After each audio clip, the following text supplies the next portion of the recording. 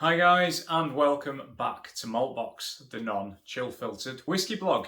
I'm Andy and I'm back here today with, yes, another whiskey review. Before I do that, I just kind of want to chat with you, probably more chatting at you at this point, I'm afraid, just for a few minutes, because I've got a few bits of good news to share with you, and it's one of the reasons why I want to record this video today, just to sort of share a couple of things. Firstly, the surroundings are going to change for the blog because I sold my house. So yeah, we're moving somewhere. I don't know where yet, but we'll see. So keep your eye out for when the scenery just suddenly changes and there's just chaos everywhere. So that's the first bit of good news. Also very stressful because I now have to find somewhere to live.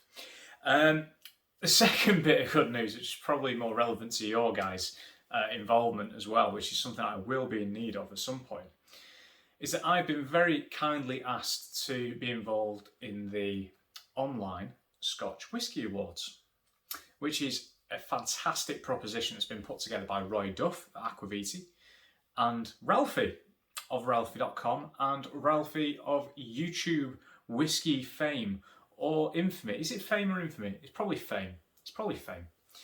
You know, I mean, Ralphie's a legend. You know, he helped me out from when I was in the Affordable Whiskey Reviews blog. When I was doing that, he was giving me advice. He helped me set up the Manchester Whiskey Club when I set that up.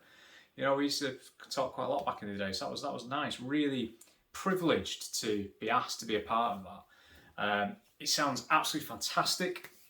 So just to give you a bit of a rundown, although I'm sure a lot of you already cross over with Roy at Aquaviti and Ralphie anyway, they are the big players in this game, man. You know, I mean, I'm like a Vauxhall Astra. Those guys are like the Bentleys, the Rolls Royce, the Aston Martins. I'm probably a Diesel Astra as well, which is just, oh, wow. So, the online Scotch Whisky Awards, fully independent, a panel of fellow YouTube whiskey contributors, all great, fantastic, knowledgeable guys who, as a community, massively add to the Scotch whisky industry and the world whisky industry, just the whisky industry as a whole. You know, I mean, there's so many awards out there, and I know I've poked fun at a few of them, to be fair, like the amount of categories you get at the San Francisco Spirit Awards, for example. This is going to be very different. I mean, for a start, it's all about a collaborative approach. So, you know, we've all been asked for nominations. That's then going to be whittled down to a list. Then it's going to go out to votes and then the public vote as well, because you guys are going to have an influence on this as well. And it is all about this thing. It's about the online community as a whole. And that's what we are. We are one big community. We all watch these videos. We all drink these whiskies. I'm massively influenced by a lot of my peers in what they're drinking. And what you guys are drinking as well. You know, I do keep up with all your social medias and stuff. We're one big hive mind and one big sort of like Wikipedia of whiskey. A Whiskypedia, I guess you could probably say. It's probably already trademarked, so whoever owns that, don't come after me. But that's going to be coming in the next few weeks. Going to be more information being released. I'll be releasing more stuff as well in terms of what you guys can do to help and what's going to be going on. But Ralphie and Roy are putting on a lot of time into this, and it's going to be a lot of work, and a lot of kudos is going to come out of it for both those two and the distilleries and whiskies, etc., the people behind those that are given these awards further down the line. I'm not going to go into too much detail now. I'll keep it short at that. Is it short? I'm probably 25 minutes in. But you'll see. Just keep your eye out for the online Scotch Whisky Awards because it's coming. So, on to a whiskey. Now, I've never reviewed one of these, I don't think, until now. No, I don't think I have. No, I've not. Wow, I'm terrible at keeping up with this. Right, so, anyway, this whiskey comes from the Isle of Mull. You've got a lot of islands off Scotland, for example, on the west coast. You've got Arran, Jura, Skye. You've got Islay, of course. You've also got Mull. Now, Mull is the home to one distillery, the Tobermory distillery. I've already shown you what it is. Now, there's two styles of whiskey distilled at Tobermory. There's Tobermory, represented in this review by the 12-year-old. Yeah, the very fetching, liveried 12-year-old. You then have Leitchig. Tobermory is unpeated. Leitchig is heavily peated. 2 different spirit runs, 2 different styles, 1 distillery. Small distillery, really. Small island. So it's very impressive that they've got that kind of symbiotic production method going on. Now, the 12-year-old is bottled at 46%. It is non-chill filtered. It is natural colour. It is also pretty reasonably priced at between £35 to £45. There used to be older bottlings of Tobermory in dumpy green bottles, and there used to be older bottlings of Leitchig in pretty basic, tall, standard whiskey bottles. I'll be honest, they weren't that good. They weren't. Back in the day, they were a bit boring. The old Tobermory 10, pretty bang average. However, Distel, who obviously own Bunnahabhain and Deanston, also own Tobermory. And as part of this big kind of revamp of all their ranges a few years back, which I mean, you know, I've highlighted several times, the Deanston 12, 46.3% non-chill filtered natural colour, the Bunnahabhain 12, 46.3% natural colour, non-chill filtered, etc. You're seeing a pattern here. That's what they've done to this as well. So, there you go, guys. So the Tobermory 12-year-old, 46% non-chill filtered natural colour. Try and say it faster if you can, Andy. 46.3%, should I say. So it's bottled 46.3%, which is Distel strength. This has been matured in ex-bourbon casks, which is, again, for the 1000th time, you're probably sick of hitting me saying this or hearing it. That is my go-to maturation type, and probably the most common as well, to be fair, aside from refill. So in the glass, a nice light gold there. Some very, very slow legs trying to form on the side. They're not even starting to run yet. They are not running. No, they are not. That is thick. Tobermory, as well as this distillery, is famous for its different coloured houses on the seafront, something to do with the kids' TV programme, I think, from back in the day. It's a very kind of rural community, as you'd expect, given that it's on a very small island off the west coast of Scotland. Big fishing community, etc. Lovely part of the world, so I've been told and so I've seen. I'm yet to visit, but one day I will get there. So, on the nose of the Tobermory 12.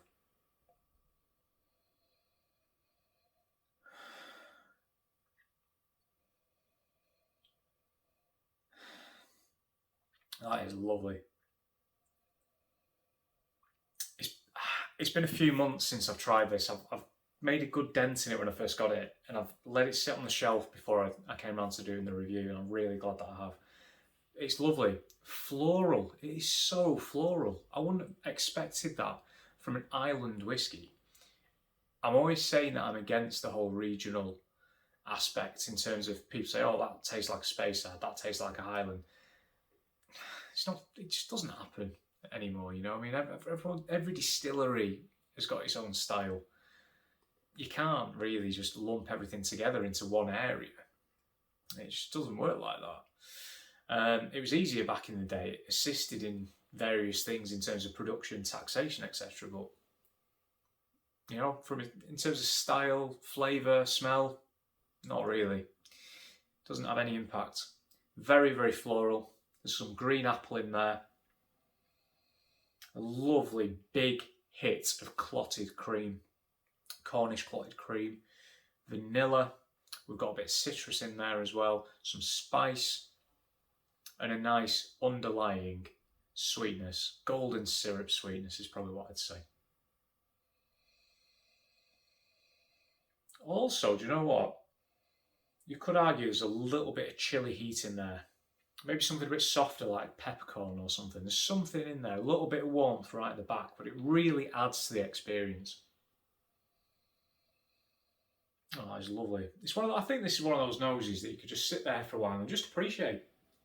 You don't have to dissect it to the ends of the earth and pick out 800 different flavours, which is probably what I've just done, to be fair. But you can just sit there and just roll with it. Just enjoy it. Yeah, absolutely. Right, onto the palate, guys. Here's to you.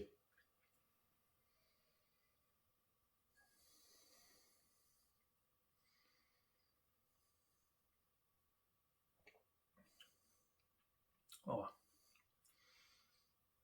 great texture. Lovely flavours as well. Lovely flavours, really is. Yeah, that florality's there again. You've got loads of honey. The honey is growing stronger as time goes on. Bit of meatiness in there, you could say. The sweetness is there with the honey. You've got some lovely spice, really rich, warming spice in there. Gives it a lot of backbone. It's not hot. It's not astringent. It's just a lovely, lovely structured whiskey. It really is.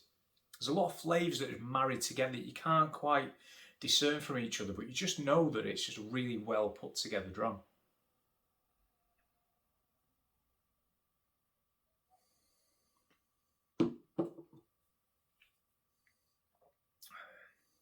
Oh, sorry, there's still a fly buzzing around. It's doing my head in. It's really doing my head in.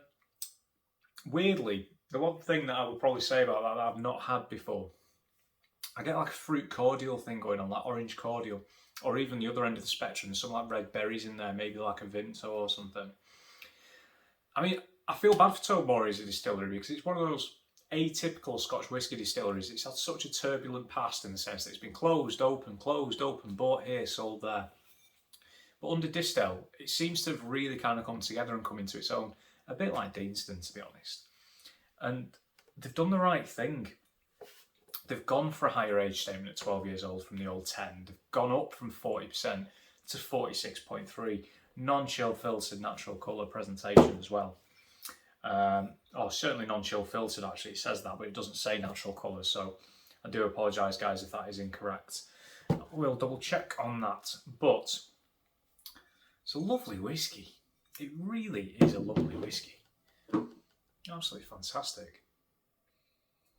It's one of probably the most underrated bang for buck drams you could probably find, to be honest. I know I give a massive pedestal to the Deanston 10. The Glencadam 10 is getting a lot of recognition that it deserves recently from the online community. I'd like to think myself included because I absolutely loved it. But the Tobermory 12, you don't really see it getting talked about very often. I think it's fantastic. It really is.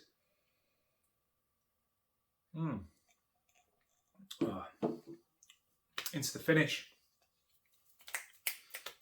Yeah, more ginger nut biscuits, because you've got some maltiness in there as well. The honey's back. The lighter fruity flavours like that green apple back. Very, very long in length. Very enjoyable.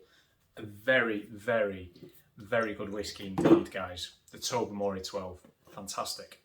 Very, very much worth the punt at the price. So guys, I'm going to box it off. Thanks for watching. Feel free to subscribe if you've enjoyed whatever the hell it is that you've just watched. I'm on Twitter at Maltbox, Instagram at MaltboxWhisky, maltboxwhisky.com. Thanks for watching. See you soon.